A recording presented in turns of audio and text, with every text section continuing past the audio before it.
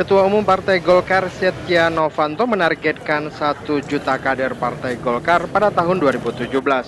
Hal tersebut dikatakan Setia Novanto saat bersilaturahmi dan buka puasa bersama kader partai dan sejumlah ulama di Banda Aceh.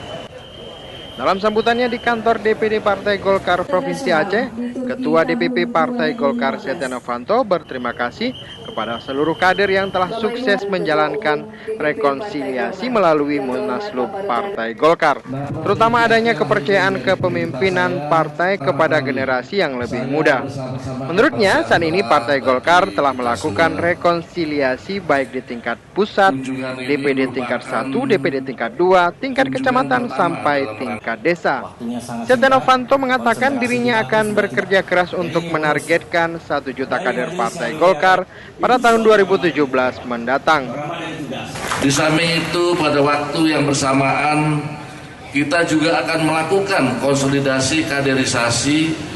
Saya telah mencanangkan pembentukan 1 juta kader, yaitu pencanangan sudah dimulai dari Jawa Barat beberapa hari yang lalu.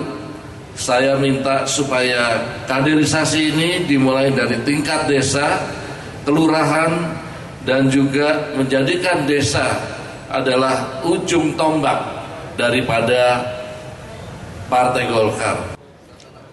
Silaturahmi pengurus DPP Partai Golkar mengawali Safri Ramadan di Provinsi Aceh juga dihadiri Ketua Dewan Pembina Partai Golkar Abu Rizal Bakri.